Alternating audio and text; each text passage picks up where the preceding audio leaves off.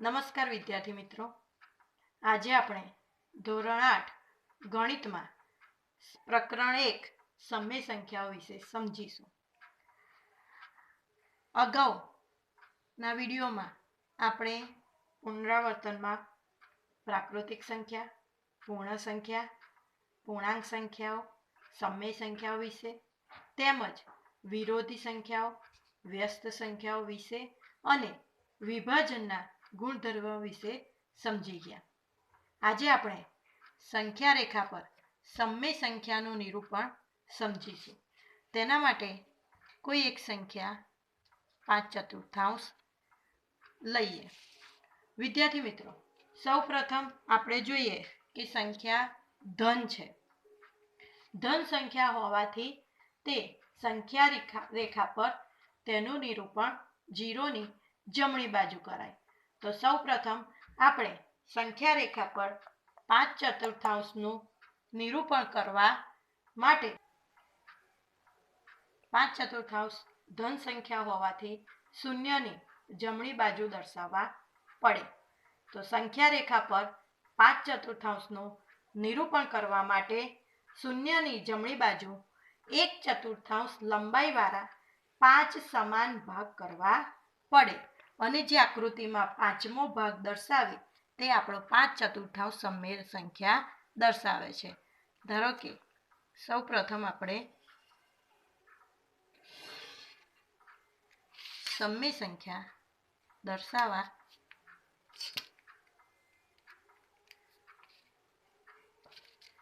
હવે શૂન્યની જમણી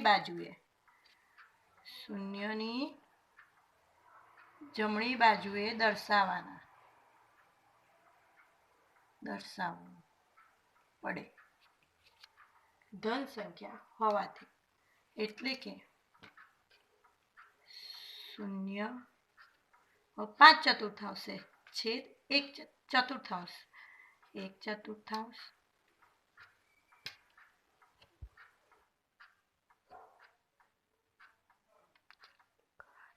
શૂન્યની જમણી બાજુ જોઈ શકીએ છીએ 1/4 2/4 3/4 4/4 4/4 એટલે કે આપણે 1 પણ લખી શકીએ છીએ. 5/4 એટલે કે 4 × 4 ને 5 એટલે કે 1.1/4 પણ આપણે લખી શકીએ છીએ.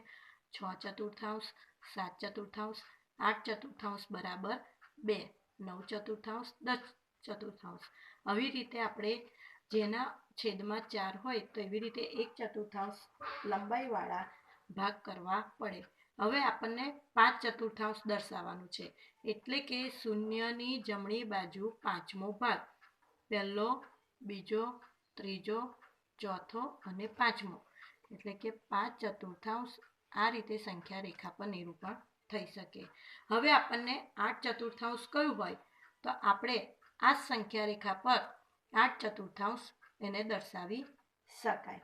હવે ધારો કે આપણને 1.2/4 કરવું હોય તો 1.2/4 એટલે કે તેનું સાદું રૂપ આપીએ તો 4 × 4 ને 2 6/4 આવી રીતે અશુદ્ધ અપૂર્ણાંકમાં બનાવીને પણ આપણે તેને સંખ્યા રેખા પર દર્શાવી શકાય છે.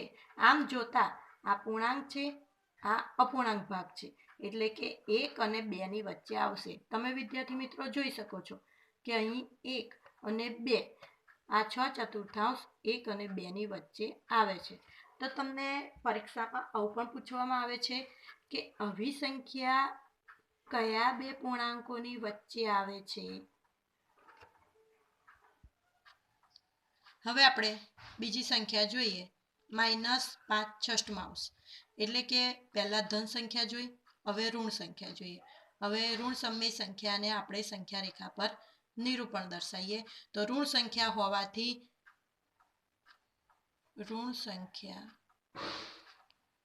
હોવાથી શૂન્યની ડાબી બાજુએ દર્શાવવા પડે. તો સૌ પ્રથમ આપણે સંખ્યા રેખા દોરીશું. સંખ્યા રેખા હવે પહેલા જોયું જમણી બાજુ હોવાથી આપણે તેને ડાબી બાજુ ન દર્શાવતા જમણી બાજુ વધારે દર્શાવી. હવે ઋણ સંખ્યા હોવાથી તેને ઋણ બાજુ ડાબી બાજુ વધારે દર્શાવવા હોવાથી શૂન્ય આપણે આ બાજુથી શરૂઆત કરીશું.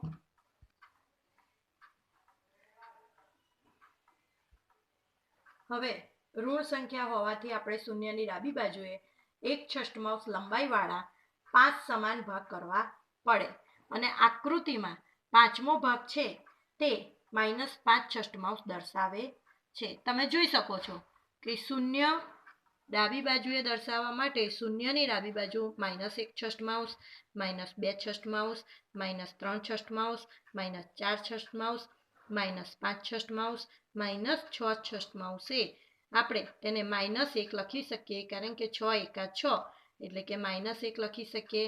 આગળ તમે સંખ્યા દર્શાવી શકો છો, ન દર્શાવો તો પણ ચાલે.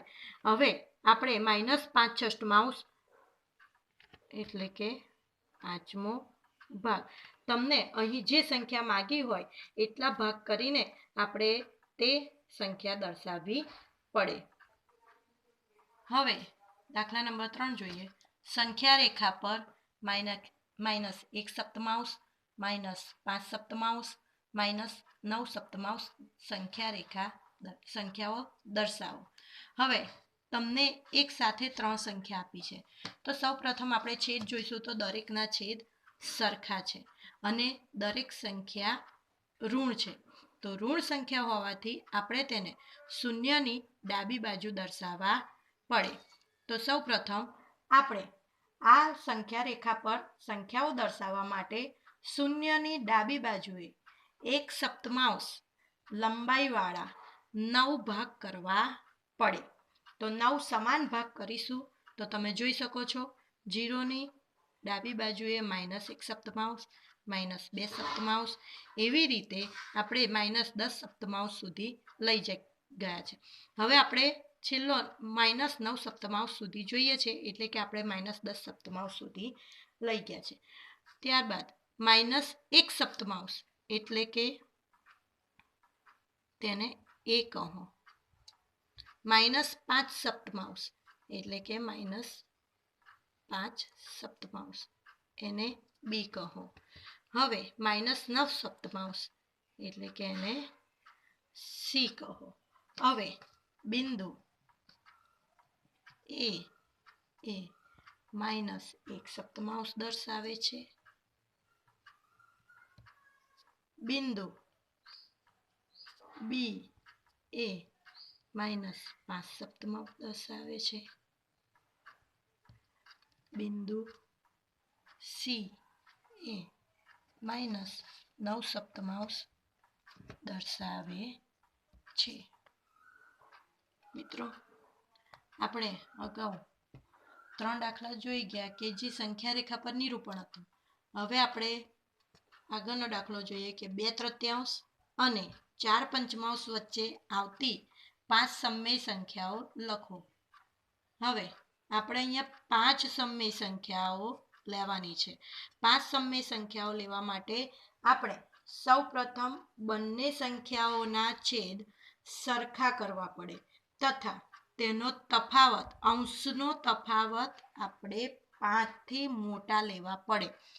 તો વિદ્યાર્થી મિત્રો આપણે સૌપ્રથમ જો તેના છેદ સરખા કરવા માટે આને 5 વડે અને આ સંખ્યાને જો તમે 3 વડે ગુણશો તો આપણો છેદ 15 આવશે અને અંશને જો 5 વડે ગુણશો તો 10 અને આ સંખ્યાને 3 વડે ગુણશો તો 12 એટલે કે 10/15 અને 12/15 તમને મળશે. પરંતુ 10/15 અને 12/15 વચ્ચે 11/15 એક જ સંખ્યા છે. અહીં આપણે 5 સમમેય સંખ્યાઓ જોઈએ છે. તો આપણે છેદ એવો લેવાનો છે કે જે 5 થી મોટો લેવો પડે. એટલે કે આપણે જો મોટી સંખ્યાનો છેદ લઈએ તો આપણને આ સરળતા રહે છે. તો આપણે 2/3 ને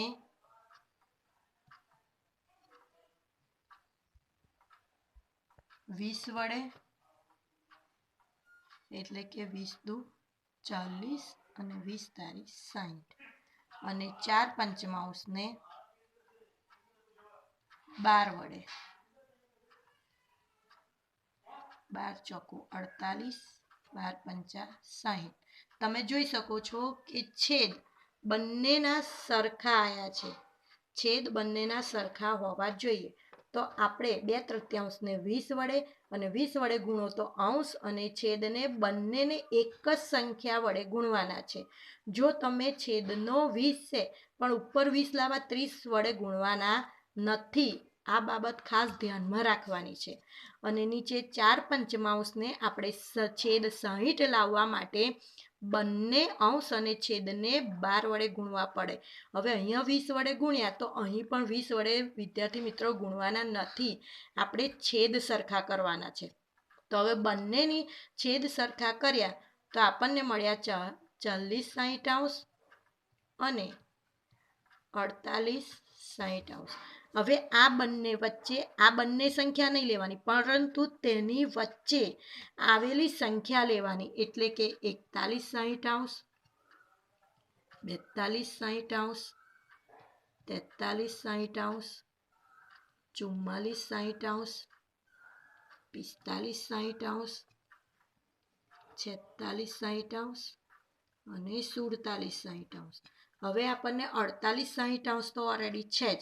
એટલે આપણે આ સંખ્યાઓમાંથી ગમે તે 5 સંખ્યા લઈએ તો એ આપણો જવાબ બની ગયો. હવે મિત્રો કે અહીંયા આપણે 60 છેદ લાયા, આની જગ્યાએ તમે આ બે ઘડિયામાં કોઈ બીજો અંક આવતો હોય તો એ પણ લઈ શકો છો, પરંતુ આપણે 5 સમય સંખ્યા આવવી જોઈએ. હવે આગળનો દાખલો જોઈએ. 3/7 અને 2/3 વચ્ચેની 3 સમય સંખ્યાઓ શોધો. આપણે અગાઉ દાખલામાં 5 સમય સંખ્યા કહી હતી. હવે 3 સમય સંખ્યા, એટલે કે આપણે બંનેના છેદ સરખા કરવા પડે અને અંશનો તફાવત એ 3 થી મોટો લેવો પડે. તો તમે જુઓ છો કે 3/7 તમે આને 3 વડે ગુણશો અને આ સંખ્યાને 7 વડે ગુણશો. તો આ સંખ્યાને 3 વડે ગુણશો તો 9/21. આ સંખ્યાને 7 વડે ગુણશો તો 14/21 આવશે. હવે 9 અને 14 વચ્ચે આપણને 3 સમય સંખ્યાઓ તો મળી જ જશે. એટલે આપણે તેને 3/7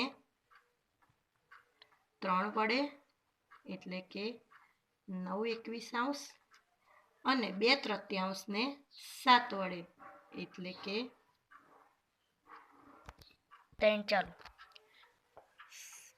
7 વડે ગુણવા પડે. એટલે કે 2 × 7 = 14, 3 × 7 = 21. વિદ્યાર્થી મિત્રો ખાસ યાદ રાખવાનું છે કે આને 3 વડે ગુણ્યા તો અંશ અને છેદને પણ 3 વડે જ ગુણવા પડે, અને 7 વડે ગુણ્યા તો 7 વડે જ અંશ અને છેદને ગુણવા પડે. જો તમે બંનેને આને 3 વડે ગુણ્યા તો નીચેની સંખ્યાને પણ 3 વડે ગુણશો તો છેદ સરખા બનશે નહીં. આવી નાની નાની બાબતો ખાસ ધ્યાનમાં રાખવાની છે. એટલે કે હવે 9/21 અને 14/21 વચ્ચે આવતી સંખ્યાઓ લખીએ તો 10/21, 11/21, 12/21 અને 13/21. હવે 14/21 લખાય નહીં. તો તમે જોઈ શકો છો કે 10/21, 11/21, 12/21 ને 13/21. હવે તમે આમાંથી 3 સમય સંખ્યા લેવાની છે, એટલે તમે 3 સંખ્યા લઈ શકો છો. વિદ્યાર્થી મિત્રો હવે આપણે આગળ જોઈશું. -2/3 અને 1/2 વચ્ચે આવતી 3 સમય સંખ્યાઓ લખો. હવે તમે જુઓ છો કે અહીં એક ઋણ પૂર્ણાંક વાળો આવ્યો અને અહીં ધન અપૂર્ણાંક આવ્યો. તો ઋણ અપૂર્ણાંક અને ધન અપૂર્ણાંક વડે રીત તેની તે જ છે.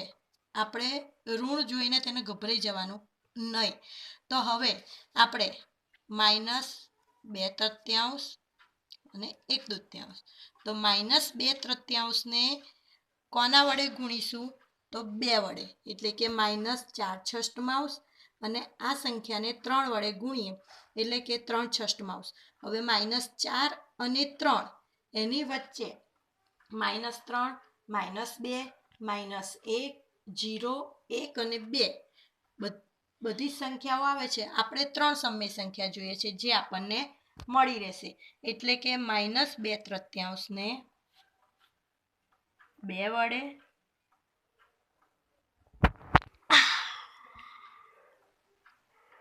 બરાબર -4/6 અને 1/2 3 વડે ગુણતા 3/6. અહીં તફાવત 3 છે એટલે કે અંશ વચ્ચે નાની સંખ્યા તમે સામસામે લઈ લો તો ચાલે, પરંતુ જ્યારે 5, 7, 10 સમય સંખ્યા શોધવાની કે તો તમારે આ બંને ઘડિયામાં આવતા હોય એવો સમછેદી અપૂર્ણાંક બનાવવા માટે મોટો છેદ લેવો પડે. અહીં -6 અને 3/6 વચ્ચે -3/6, -2/6, -1/6, 0, 1/6 અને 2/6 આવે છે. આમાંથી તમે 3 સમય સંખ્યાઓ તમે લઈ શકો છો.